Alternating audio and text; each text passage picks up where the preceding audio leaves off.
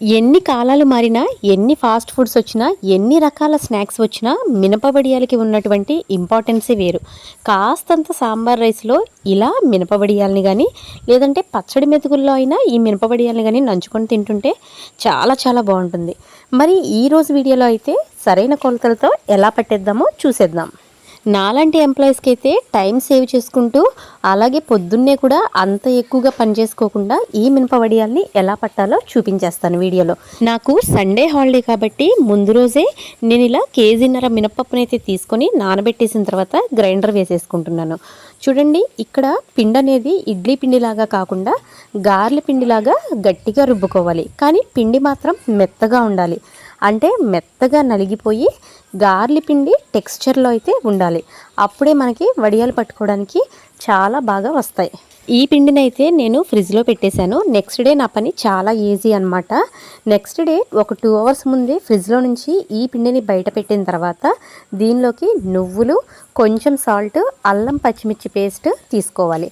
పిండి వడియాలైనా మినపవడియాలైనా మనం నువ్వుల్ని కనుక యాడ్ చేస్తే దాని టేస్ట్ అమాంతంగా మారిపోతుంది.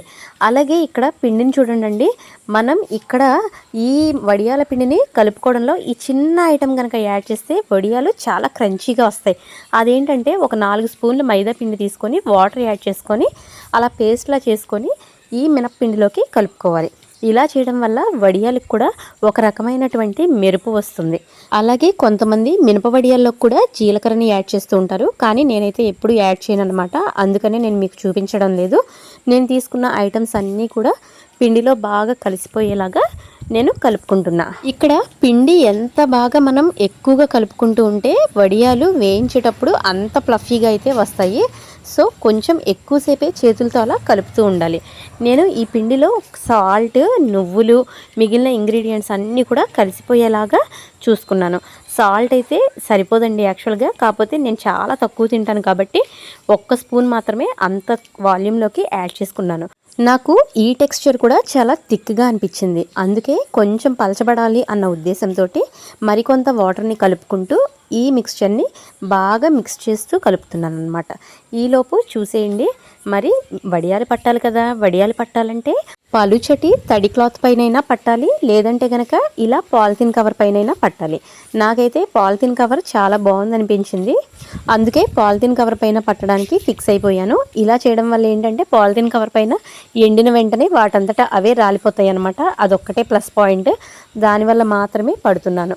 చూడండి, పొద్దున్నే నేను పడుతున్న టైం అయితే 6:30 అనమాట. అనుకుంటాం కానివ్వండి, ఈ మినప వడియాలు పట్టడం చాలా కష్టం అనమాట. ప్రతి వడియాన్ని కూడా షేప్ తీసుకొస్తూ జాగ్రత్తగా పట్టాలి. అందులోనూ మినప వడియాలు పట్టాలంటే చాలా ఓపికతో కూడుకున్నటువంటి పని. దగ్గరగా నాకైతే 2.5 అవర్స్ పట్టింది. 2-3 ఉంటే కనుక చాలా ఈజీగా అయిపోతుంది.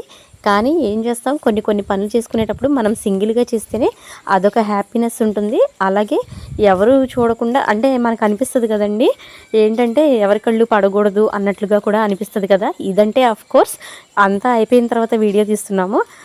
పట్టేటప్పుడు లైవ్ స్ట్రీమ్ కాదు కాబట్టి అంతా నా వడియాలకి దిష్టి తగులుతుంది అని చెప్పి నేను బాధపడక్కర్లేదు. ఏమంటారు? ఈ వీడియో చూస్తున్న వాళ్ళందరూ కూడా లైక్ చేసి, షేర్ చేసి, సబ్స్క్రైబ్ చేసి ఎంకరేజ్ చేయండి. ఎందుకంటే మంచి కంటెంట్ ఉన్నది ఎప్పుడు కూడా మనం షేర్ చేయడం వలన మెసేజ్ మరొకరికి ఫార్వర్డ్ అవుతుంది కదా. సో ఇక విషయానికి వచ్చేస్తే ఇలా లైన్లో అయితే వడియాలు పడుతున్నాను. ఇలా పడుతున్నప్పుడే నా బుర్రకి ఒక ఆలోచన కూడా వచ్చింది. ఇలా చేత్తో షేప్ చేసుకుంటూ ఇంత టైం వేస్ట్ చేస్తూ పట్టాలా, దీన్ని గనక ఒక కవర్లో పెట్టేసేసి అలా ప్రెస్ చేసేస్తే ఎలా ఉంటుంది అన్న ఐడియా వచ్చింది. ఇంకెందుకు ఆలస్యం, మనం ఇంప్లిమెంట్ చేయడంలో ఫస్ట్ కదా.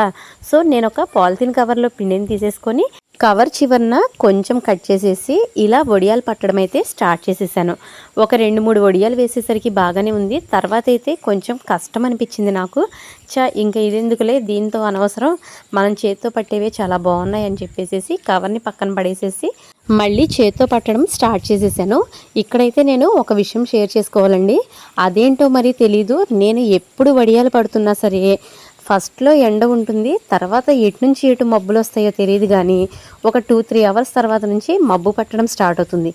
ఇలాంటి ఎక్స్పీరియన్స్ ఒకసారో రెండు సార్లు జరిగితే పర్లేదు అనుకుంటాం, కానీ ఎప్పుడు వడియాలు పడుతున్నా ఇదే ఎక్స్పీరియన్స్ అవుతుందండి. నేను ఎప్పుడు వడియాలు పట్టినా సరే ఏప్రిల్ మంత్ కానీ మే మంత్ ఫస్ట్ వీక్లో కానీ పట్టేస్తాను. అలా పట్టినా సరే ఎటు నుంచి వస్తాయో తెలియదు మబ్బులు. మధ్యాహ్నం నుంచి కూడా మబ్బంతా పట్టేసేసి ఎండ రాకుండా నీ వడియాలకి ఇంకా ఫ్యాన్ గాలే గతి అన్నట్లుగా నా వైపు ఒక చూపు చూస్తాయి అన్నమాట. చూడండి, వడియాలు పడుతుంటే చాలా అందంగా ఉంది కదండి. ముగ్గు పెడుతున్నట్టుగా లైన్గా వరుసగా చూడడానికి అసలు నాకైతే రెండు కళ్ళు సరిపోవట్లేదు. పట్టే కొద్దీ కూడా అందంగా కనపడుతున్నాయి, అంత బాగున్నాయి. ఇక ఈ మినప వడియాల గురించి చిన్నప్పుడైతే ఎక్స్పీరియన్సెస్ చాలా ఉన్నాయి.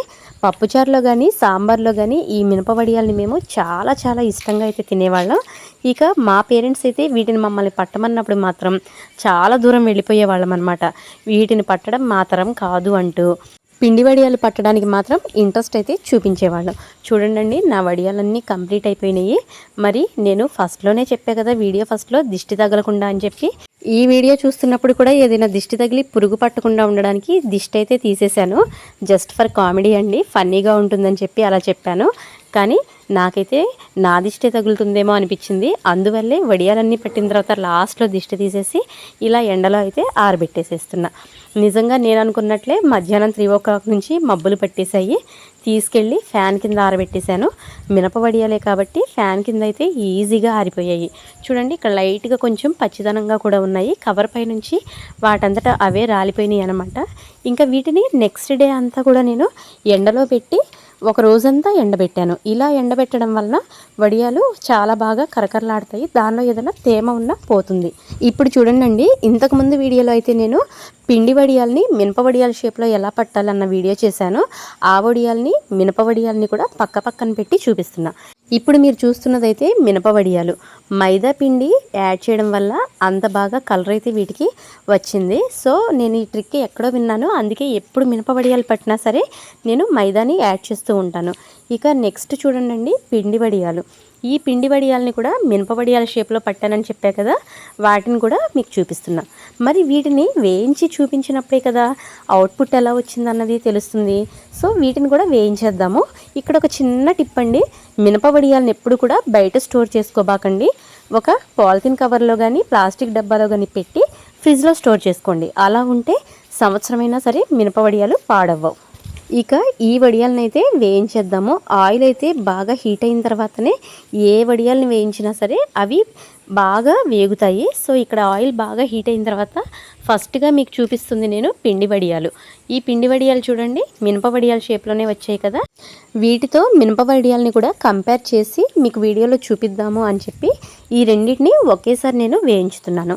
ఇప్పుడు వీటి తర్వాత మినప వడియాలు కూడా వేయించి చూపిస్తాను చూడండి. మినప వడియాలని వేయించేటప్పుడు మనకి ఆయిల్ హీట్ అయిన తర్వాత స్టవ్ని సిమ్లో పెట్టుకోవాలి. అలా పెట్టుకోకపోతే గనక మినప వడియాలు నల్లగా అయిపోయే ప్రమాదం ఉంటుంది. కాబట్టి సిమ్లో పెట్టుకున్న తర్వాత చూడండి, మినప వడియాలని వేయగానే జస్ట్ అసలు 1 minute లోపే అనమాట కలర్ చేంజ్ అయిపోతుంది. వీటిని గోల్డెన్ బ్రౌన్ కలర్ వచ్చేంత వరకు వేయించుకుంటే సరిపోతుంది. చూడండి, మరి నేను పట్టిన వడియాలు నా స్వహస్తాలతో చేసినటువంటి రెండు రకాలు కాదండి, మొత్తం 4 రకాల వడియాలు అయితే ఈ సమ్మర్లో పట్టేశాను. మరి వీటికి అవుట్పుట్ ఎలా వచ్చిందన్నది మరి మీరే చూసి చెప్పాలి. వీటినైతే వేడివేడిగా సాంబార్ అన్నంలో కానీ లేదంటే పప్పు కాంబినేషన్లో కానీ ఫ్రైస్ కాంబినేషన్లో కానీ ఈ వడియాల్ని రైస్తో పాటు తీసుకుంటే ఆ రుచే వేరుగా ఉంటుంది కదా. చూడండి, నా దగ్గర అయితే సాంబార్ రెడీగా ఉంది, వేడివేడి అన్నం కూడా రెడీగా ఉంది. అన్నంతో పాటు సాంబార్ పక్కన పెట్టేసుకొని ఈ 2 రకాల వడియాలను అయితే సర్వ్ చేసుకోవడానికి రెడీగా అయితే ఉన్నాను. మరి మీకేమనిపిస్తుంది? ఈ సమ్మర్లో వెంటనే ఏదో ఒకరోజు మీరు కూడా ఇలాంటి వడియాలు పట్టేయాలన్న ఆలోచన వచ్చేసింది కదా. తప్పకుండా మీరు కూడా నేను చెప్పిన టిప్స్ని ఫాలో అవుతూ ట్రై చేసేయండి.